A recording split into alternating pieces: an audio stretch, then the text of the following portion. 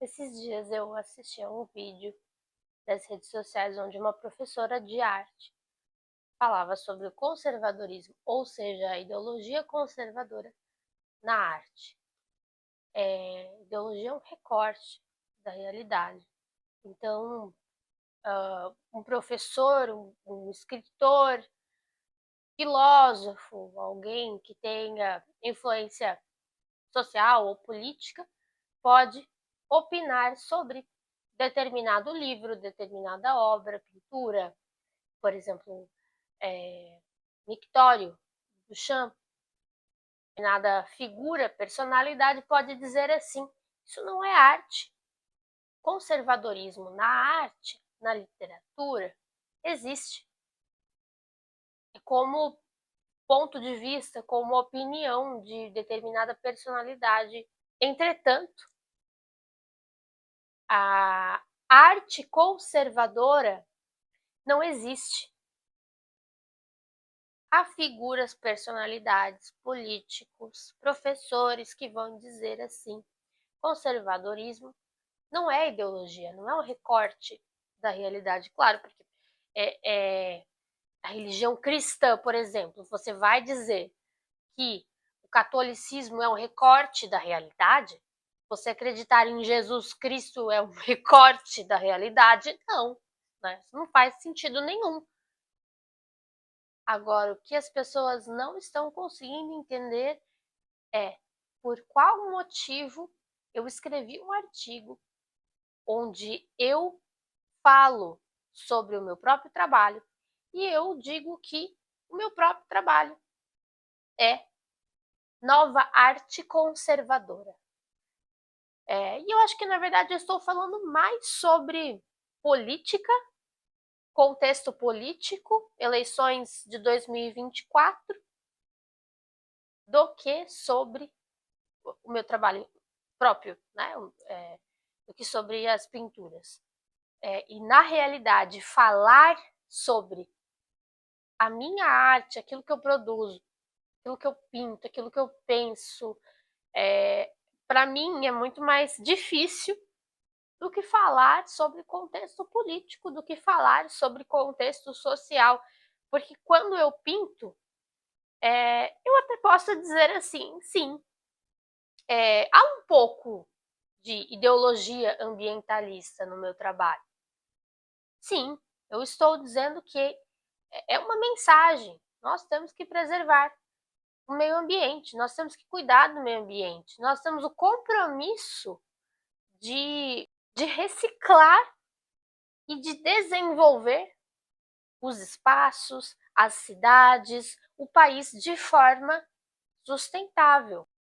Agora, quando eu estou lá recortando, cortando, picotando, pintando, eu não estou pensando sobre isso de forma alguma. Eu acho que quando eu trabalho, quando eu pego uma tela, quando eu reciclo, eu encontrei uma tela jogada fora, aí eu peguei aquela tela na rua, né? Na verdade, isso é um processo, isso é um momento, isso é algo muito especial para mim e muito importante. Então, na verdade, isso é sobre mim. Então, por mais que haja, assim, um contexto social, um contexto político por trás da exposição natureza, eu acho que tem também um pouco de mim, um pouco da minha história no meu trabalho. Então, muitas vezes eu estou triste, muitas vezes eu me sinto sozinha. Então, para mim é um alívio quando eu tenho as tintas, quando eu tenho o material reciclável, quando eu tenho as telas e eu estou ali. E muitas vezes eu estou botando para fora os meus sentimentos.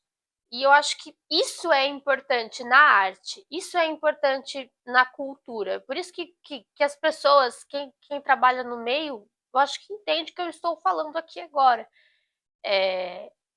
Obviamente, nós temos sim um propósito maior. Nós temos sim compromisso social.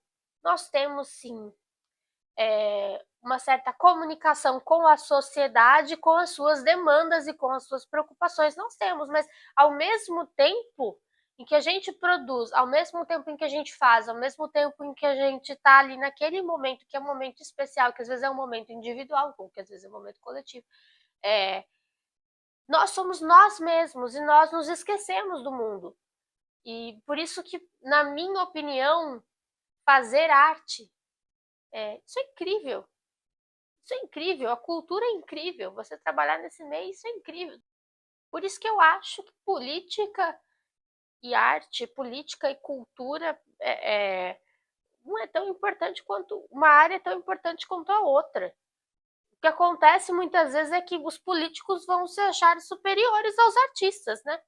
Vão se achar. Agora, a sociedade, vocês podem ter certeza que a sociedade prefere os artistas, né? Eu acho que as crianças gostam bastante do trabalho dos artistas, principalmente anos iniciais, os bem pequenininhos. Então, isso faz com que toda a família, toda a sociedade em si tenha um foco maior pro artista, tem um foco maior para quem está lá fazendo o seu trabalho na área da cultura do que para a política, por exemplo. E aí, eu como professora, o que eu digo para vocês que se consideram, que se dizem conservadores? Leiam Walter Benjamin, a obra de arte na era de sua reprodutibilidade técnica. Nesse livro, o autor vai explicar o contexto histórico e político, história da arte. Então, quando você lê o livro, você entende por qual motivo hoje a arte é da forma como é.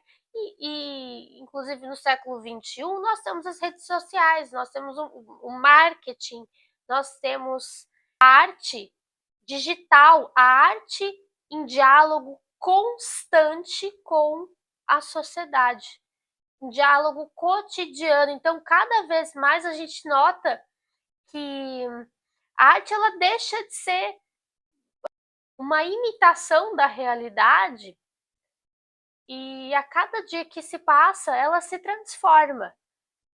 Então, quando eu falo assim, não, isso não é arte, pode ser que ao mesmo tempo eu esteja passando a mensagem de que a história não ocorreu. Simplesmente não teve essa transformação, não teve a era digital, não teve. Então, por isso que quando a gente julga determinada pintura, determinada música, determinado